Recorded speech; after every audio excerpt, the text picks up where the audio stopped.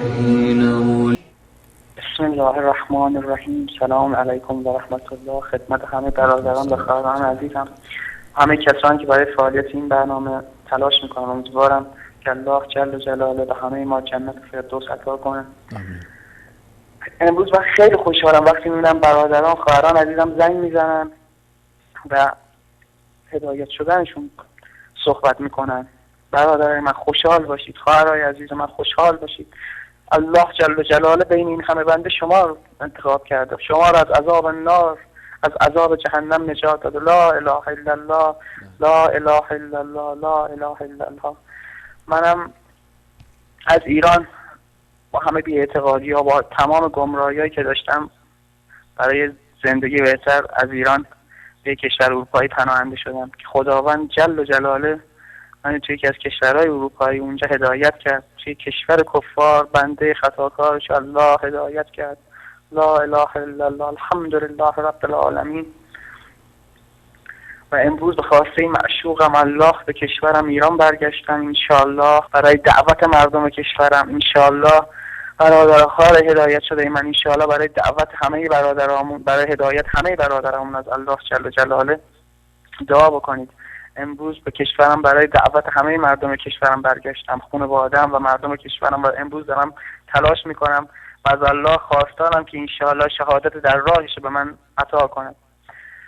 و صحبتی که دارم برادر خواهرای من، امروز همه مشرکین میبینید توی ایران، بله خداوند رحمان و رحیم، الله رحمان و رحیم، بخشنده ترین، مهربان ترینه. تا لحظه‌ای که روح تو این گلوگاه میاد الله رحمان و رحیمه، میبخشه. با این همه چقدر گناه میکنیم، باز خداوند میگه برگردید، در توبه بازه.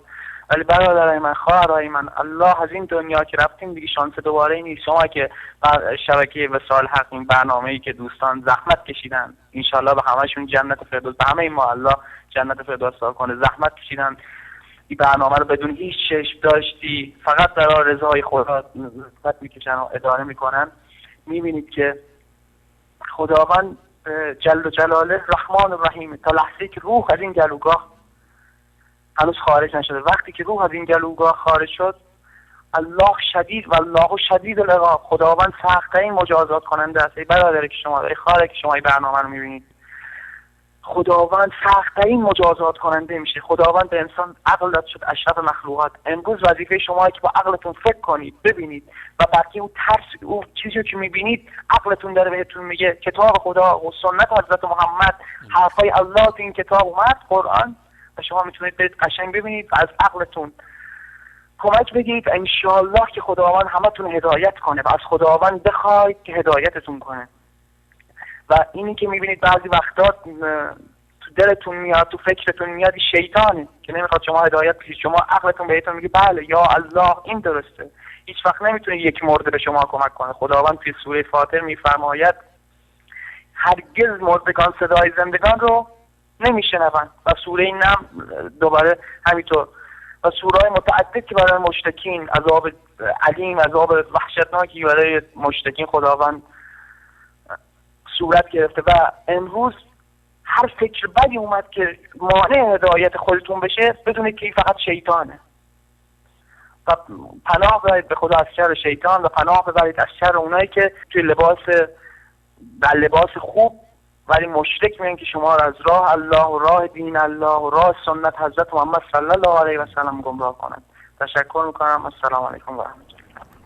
علیکم السلام و رحمت الله و برکاته. واقعا صحبت های این برادر عزیزمون نکات قابل تأملی درش بود، مخصوصا اون لذتی که از تکرار کلمه لا اله الا الله، لا اله الا الله، لا اله الا الله می بردن. حقیقتا وقتی که دل انسان با یک محبوبی ارتباط پیدا میکنه، از ذکر نام اون هم لذت میبره. و یک توصیه هم پیشنهاد این برادرتون هم قبول بکنید، کلمه معشوق در حق الله تعالی احساس میکنم که حق مطلب رو ادا نمیکنه، علاوه بر اینکه در عربی کلمه معشوق در لفظ عرب عشق آمیخته با شهوت است و اینو قبول هم دارم که در فارسی همچین معنایی نداره، علاقه شدید قلبی مراد میشه، اما تعبیر بهتری هم داریم، تعبیر زیباتری میشه برای الله تعالی استفاده کرد. معبودم، چقدر زیباست این تعبیر معبودم، کسی که میپرستمش.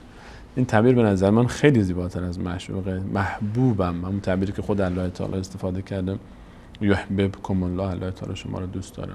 سعی بکنیم تعبیرمون رو زیباتر و زیباتر بکنیم، کلمات استفاده بکنیم برای ارتباط با الله تعالی، برای ارتباط با معبود خودمون، برای ارتباط با مولای خودمون، برای ارتباط با محبوب خودمون که احساس زیباتری درش نهفته باشه.